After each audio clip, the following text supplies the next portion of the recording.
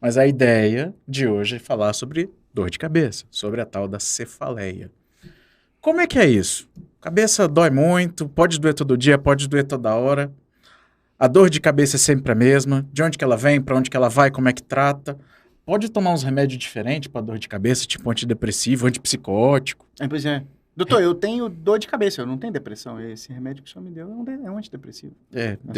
Aí você pensa, eu como ortopedista, passando um antidepressivo para uma pessoa que tem dor de cabeça. Você imagina o grau de convencimento que eu tenho que ter.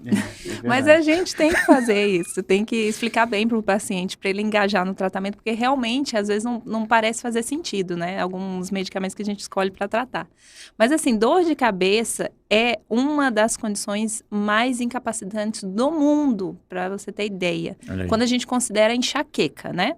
Claro que assim, a dor de cabeça é uma condição muito prevalente, né? As estatísticas aí falam que pelo menos 50% das pessoas vão ter alguma dor de cabeça que dure um ano e até 90%... É verdade que 100% das mulheres casadas apresentam dor de cabeça em algum momento. Sim. Né? Estrategicamente.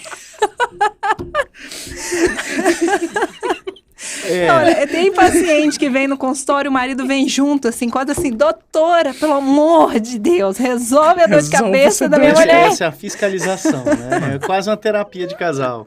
Mas então, até 90% das pessoas vão ter algum episódio de dor de cabeça na vida, em algum momento, né? A enxaqueca é o tipo de dor de cabeça mais incapacitante em termos, assim, de quanto ela acomete pessoas na idade economicamente ativa, as pessoas jovens aí de 15 a 49 anos, né? Uhum. E ela causa muitos dias de incapacidade. Por incrível que pareça, assim, pelos estudos, tem um estudo que chama Global Burden of Disease. Uhum. Ele coloca... Já apareceu aqui. A enxaqueca como a primeira causa de incapacidade, especialmente nessa população jovem. Então, não é simplesmente só doer a cabeça. A pessoa fica de cama, a pessoa não consegue trabalhar, não consegue namorar, não consegue fazer nada. Tá vendo? Tá vendo? É estratégico, eventualmente. E você achando que não era nada. Mas deixa eu perguntar uma coisa que eu tenho certeza que daqui a pouco vai aparecer ali. Enxaqueca e cefaleia são sinônimos? Não. É a mesma coisa? Não. Enxaqueca é um tipo de cefaleia. É um tipo de dor de cabeça. A gente tem mais de 200 tipos de cefaleias classificadas, né? A gente tem um documento que se chama Classificação Internacional de Dor de Cabeça, né? Que coloca as características que definem os tipos de dor de cabeça. E tem mais de 200 tipos de dor já classificados. Eu não tenho, aqui no meu dicionário mental, 200 adjetivos para descrever dor. Você imagina uma pessoa que conseguiu catalogar 200 tipos diferentes de dor de cabeça. Não é só catalogar, é caracterizar. Porque você tem critérios para definir para onde vai aquela dor de cabeça. Uma vez a gente comentou aqui sobre palavras estranhas e temos o nosso bingo de palavras estranhas que aparece aqui no podcast. A gente falou sobre...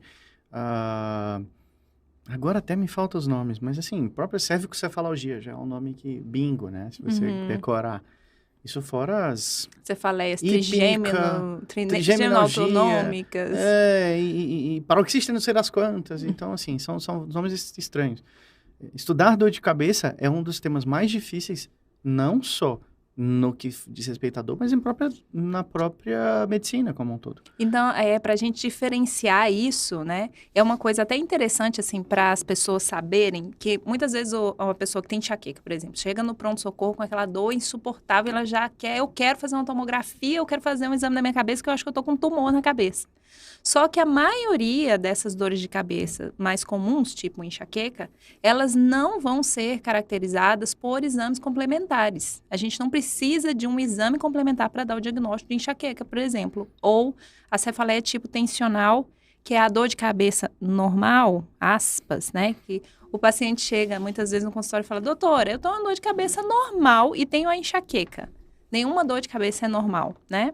Então, como é que a gente diferencia uma da outra, né? A gente falando aqui de tensional e enxaqueca são as mais comuns. A gente tem que conversar com o paciente para entender qual é a localização dessa dor, quais são os sintomas associados. Por exemplo, enxaqueca é comum ser em um lado da cabeça, que a gente fala hemicraniana, lateja, pulsa, a claridade incomoda, o barulho incomoda, é comum vir acompanhada por náuseas. Já a cefaleia tipo tensional, a dor de cabeça normal, ela é uma dor em aperto, ela não é tão forte quanto a enxaqueca. Geralmente ela vem aqui na região da testa ou uma faixa ao redor da cabeça. A pessoa fala, parece ter um negócio amarrado na minha cabeça. Ou então um peso aqui em cima. Ela não é comum ter náuseas intensas, até pode ter quando ela dura muito, mas não é comum. E o paciente pode sentir um incômodo leve com a luz ou com o som. Não tem aquele incômodo intenso que tem na enxaqueca, que a gente chama de fotofobia e fonofobia, né? Então, essas características, ele conversando e perguntando para o paciente, já são suficientes para a gente definir o diagnóstico. Aí a pergunta de quem sabe, de quem menos entende aqui da mesa. A aura, ela é característica da enxaqueca ou não? Ela é característica de uma cefaleia qualquer Não. outra? O que é a aura, vamos explicar. É bom explicar, verdade. Aura. Senão o povo vai estar achando que eu tô Que é vendo coisa sua do- aura do- aqui do- e você tá meio cinza. Não, hoje. gente, a gente não faz Né? essa parte de esoterismo e tal. É. Isso é com o Tiago aqui, ó. Ele resolve essa parte de esoterismo. Todos os dias após as 19 horas, Sobrou. pai Tiago aqui, ó, resolve a parada. Mas assim, a pessoa...